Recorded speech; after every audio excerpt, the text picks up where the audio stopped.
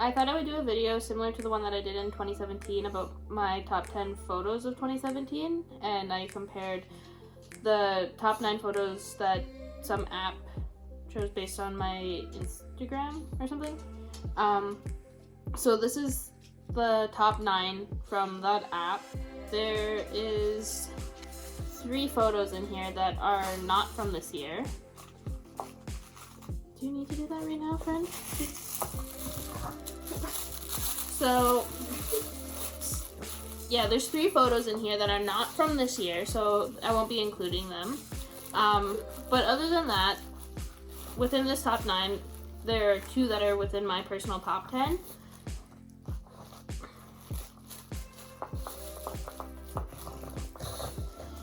Okay, so we'll start off with number 10.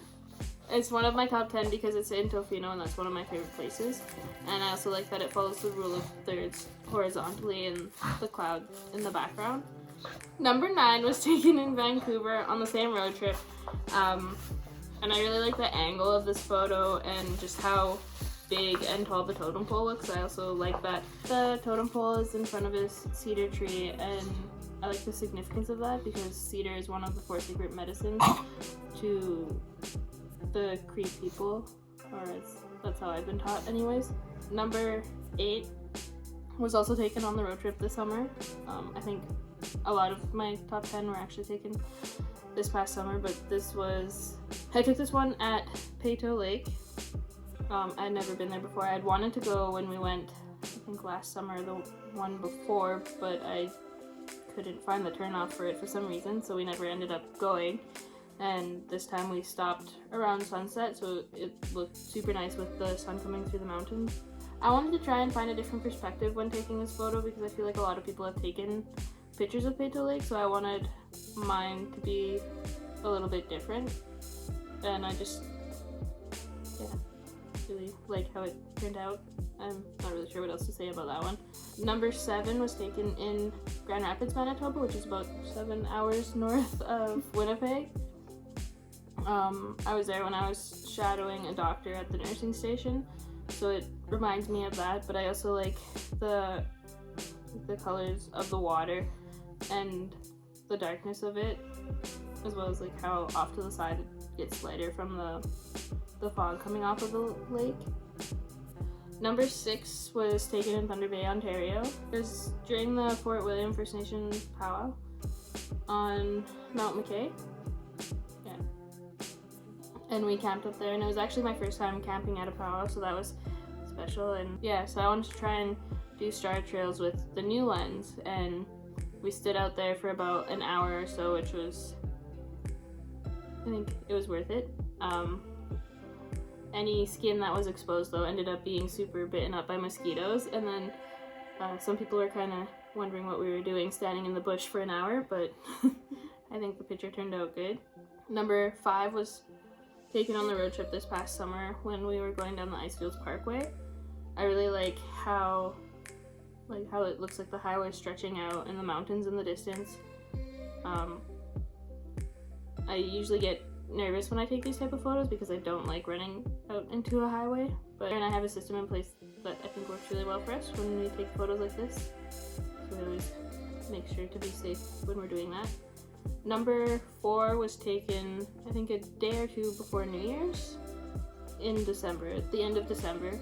One thing I was really hoping to do this past year was get a star trail photo of the sleeping giant in Thunder Bay, but I wasn't able to do that this past trip. We were able to go out to a lookout for sunrise, and it happened to be a really beautiful sunrise that morning where everything was just pink and orange, and it was really nice watching it come up. And I like how the ice looks on the lake in this photo, and yeah. Number 3 was actually taken out of my bedroom window, and that's one of the biggest trees in our neighborhood, I think. And I was just it was one of the last, I think it was the last storm of the summer. It might have been the random one that came in September. But I was just looking out of the window and watching the lightning come in and decided that I would try and take a couple photos. So I'd only held the shutter down for, I think, like 5 to 10 seconds. And I happened to get this photo with the lightning perfectly above this tree, and I really liked how it looked. Number 2 was also taken in Grand Rapids. It was taken with my drone. I really like this photo because it reminds me of how untouched the North is, and I like thinking about that because that's where my grandparents grew up. Or I think that's where they grew up. That's where my grandparents lived. They lived on the in the fishing camps and on the trap line there, and that's where my mom grew up. And so it's special to me, and it just makes me think of that and what it must have been like during that time for them living there.